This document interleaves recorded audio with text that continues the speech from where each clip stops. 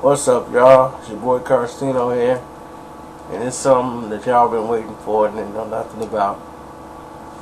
This is the Jay-Z versus Mase and Harlem World video. Now, you've been hearing a lot of stuff about people saying the beef started with this girl, and that's not necessarily true. You got to go back to the Biggie days. Let's take you back to the beginning. Mase is not even in the picture yet. Jay-Z and Biggie become like homeboys, and he's ready to join the commission. Biggie comes up with an idea because Jay-Z wants to leave Dame Dash, but he can't because he signed to Dame and Biggs. But he knows that I need to get to the level where Biggie and them at. And Biggie said, well, we're going to change the name. We're going to come out with this mafioso album called The Commission. And everybody else is going to have a new name. And we're going to put it under Ideas and everybody else, the record label. Then we're going to make our money off of it. So while everybody's sitting here doing this and coming up with this project, Puffy Bad Boy Management was going to be involved with managing Jay-Z, who was going to be Iceberg Slim. And that's why he wanted to change his name, because he would have owned his publishing. His rights, the name Jay-Z was owned by Dame Dash and Biggs. Jay didn't have no ownership of his own name. So that's why he wanted to get away from Jay-Z and try to have everybody know him as Iceberg Slim. So that's when this Iceberg and all that Iceberg Slim, baby, Rams do this other. He was Iceberg Slim, and when all of this was going on, he was going to make the transition, and him and Dame would have fell into it real early. But Harlem World came in and started blowing because Mase had all these mixtapes on the streets. And everybody was talking about Mase murder. So Mase, he comes out with all these tapes, and Big like this tape. Like, man, dude, ew. Biggie's bumping his tape.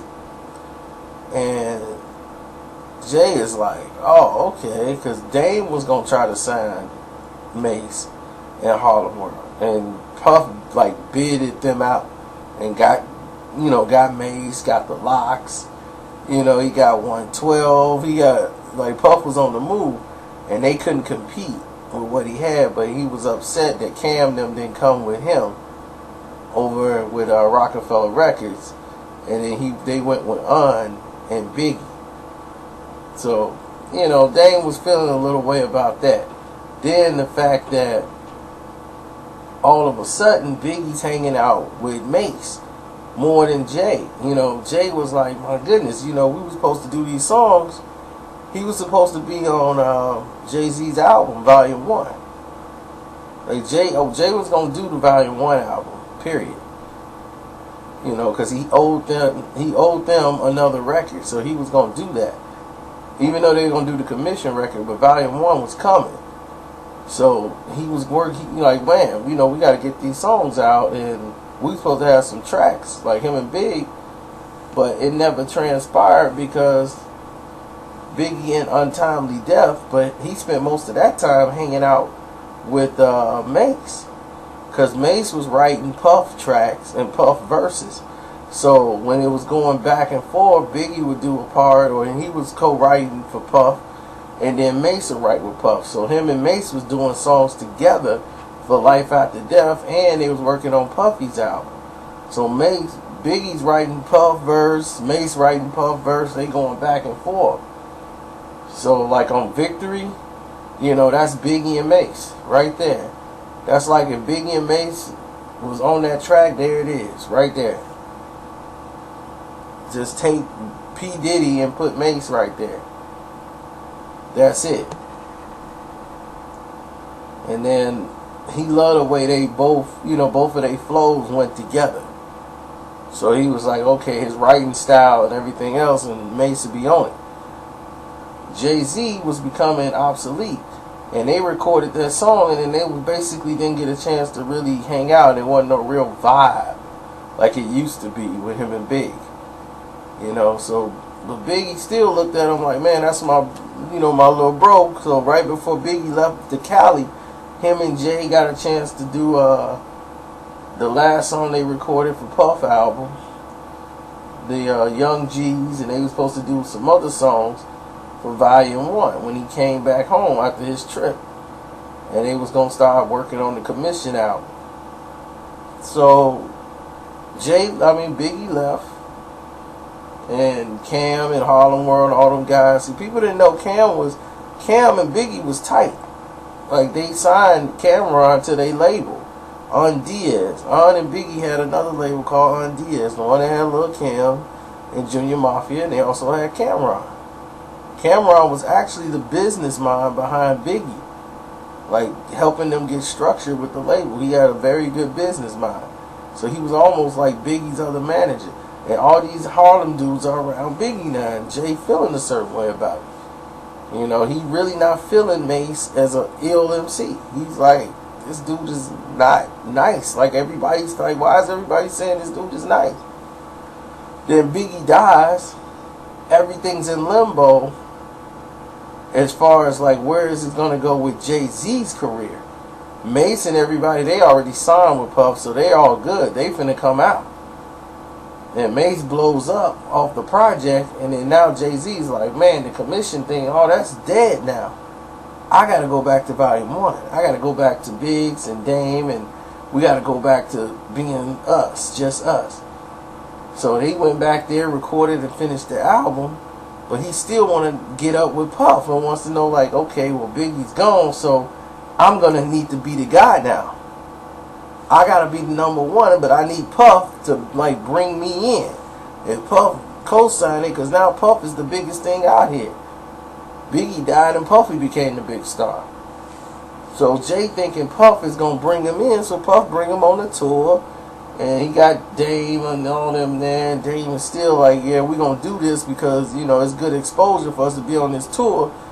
But then they like, you know what? They messing them around the whole tour. And they was like, man, we ain't getting paid enough to be on the tour. We opening up like when ain't nobody really there yet. And we already doing our set. And then when the people there, we already done. Then we don't even get to come back and do a song, when it's like at least one song when it's crowded or got some people there. We come in when it's like 20, 30, 40 people there, Jay-Z doing his set. So they was like, you know what, man, this ain't even worth it for us to be on this tour. We could leave and get some money. So Jay-Z left the tour early. He was upset, the way it was going. And it was basically the Mase show with Diddy, and then Mase albums coming out because everybody's so hype about Mase, and Jay's not feeling Mase. Not feeling him at all. And, everybody's bumping on, man, this is going to be ill, and this and that at Mase. So, Jay and Mase, they were in the studio, and everybody's working on Mase album. And this is back when Jay was trying to fit in with Mase. Jay was supposed to get on the song, want to get on Mase album. And he was like, yeah, I want to get on this song with Mase. And Mase is like, okay, this is the song we got, Jay took forever to come lay his verse. And it was like, well, the song finna go out. If dude don't want to get on the song, dude's, oh, no, dude finna come get on now. He was finishing up some songs on his album. So then it's like, alright, like that was weird. Dude's touching up his album, but, okay, whatever. So, he goes and makes that, put the song on there, put his verse. So the album comes out. And this one, the girl Ariana's on there. And she wanted to be on there. And now, this is like one of Jay-Z's homies' baby's moms or something. So, they feel a certain way about it. Dame, he want to fight. Dame Dash want to get in there and fight Mase over it. Like, man, let me get my hands on them. And they fight on, like, this is on the streets. And Jay out there, like, he don't know what's going on, but Jay with it anyway because he don't like Mase. Mase blew and made all these, you know, he sold 4-5 million records off his album. He was 3 times platinum and then still selling, and next thing you know, he was the man. And Jay is upset because that spot was going to go to him. Puffy was supposed to work with him. Now he's not thinking about Jay-Z because he got Mase.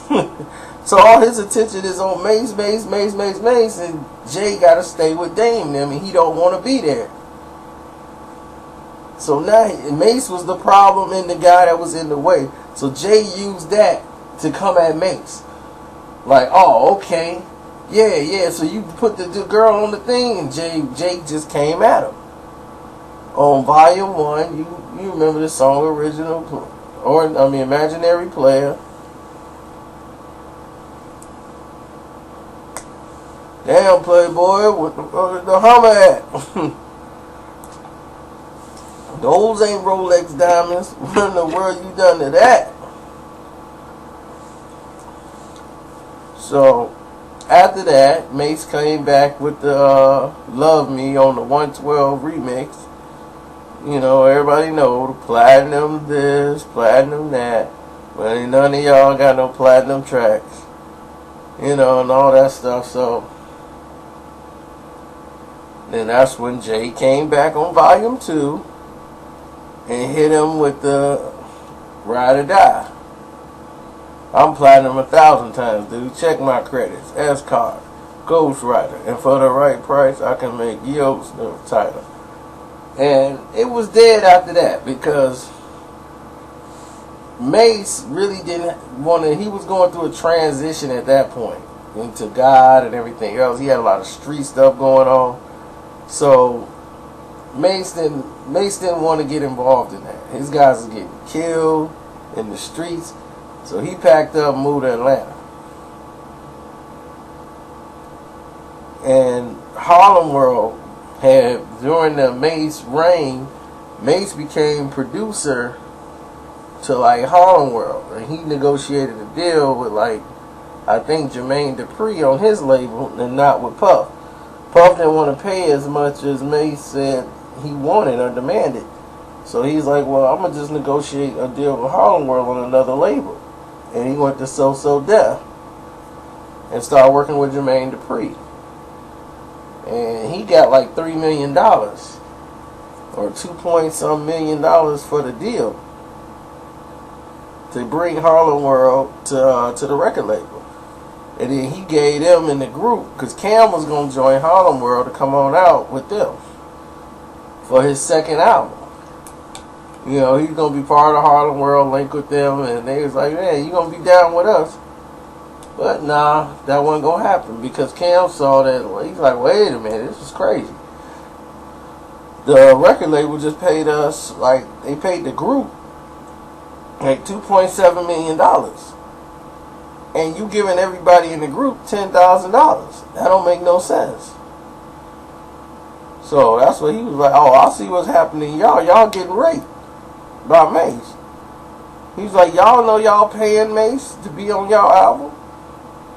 And Harlem World didn't even know that. It's Mase's sister, Mase's cousin, you know, they all just getting checks. And Mase is looking like, I'm not going to pay y'all. The studio's going to pay y'all. Mase was a smart businessman. He was shrewd but smart.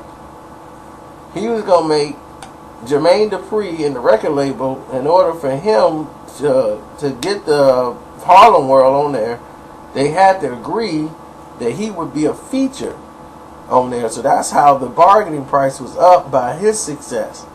Harlem World was on there. So it's Mase featuring Harlem World. So if it wasn't for that, they wouldn't have gotten the $2.7 million. So Mase used his own name and his own status quo to get paid. So that was a feature by him. And that's kind of how like him and Cam fell out business-wise. Because early on, you know, the first time they fell out was because Cam didn't understand what Mase was trying to tell him. When he was like, tell the record company that, I want this and this for an appearance. And he was like, wait a minute. You my homie. Why you charging me to be on my album? He's like, dude, I'm not charging you. The studio got this money that they gotta pay people for appearances. They got the money. He's like, it's not there. Why are we gonna let them keep the money that they pay out for appearances? Like Mase has an appearance fee. So let the studio pay, the money that they supposed. Their job is to get the money. Cam thinking like on some, man, you my homeboy. What are you doing? So Mase, like I said, he went in another direction spiritually. His guys was dying out. The beef was dead. And he just he had no place for it at that time. He needed God. So he didn't want to go at it with Jay. Jay ended up selling 4 million records, becoming the Jay-Z that we all know. Then, Harlem World disbands after the album, and then Big Mino, not Mano, y'all, Mino from Harlem World decides he still wants to keep this beef going with Jay-Z and decides to diss him on one of his songs. And then on the Get Your Mind Right remix, Jay-Z went in on him, talking about him shooting him out of the cannons and all of that, and how he's turning over rovers. Because Big Mino, he got really big, came back years later, was just whack, and Jay-Z I didn't know why he wasted the time making the verse, but that was like a mercy killing. Mino was just trying to get some attention for his solo project, but he wanted to go at Jay-Z because of it, and it was just ridiculous. A ridiculous rhyme. So there it is, y'all. That's basically it. After that, there's no real beef. Him and Jay was cool. They never really had a beef. It was more of how an MC look at another MC and feel like he's not as nice as everybody say he is, or he's not as nice as me.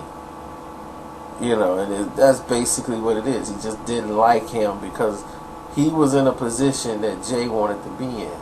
So y'all thought Jay and Dame and everything was cool up until the time he left.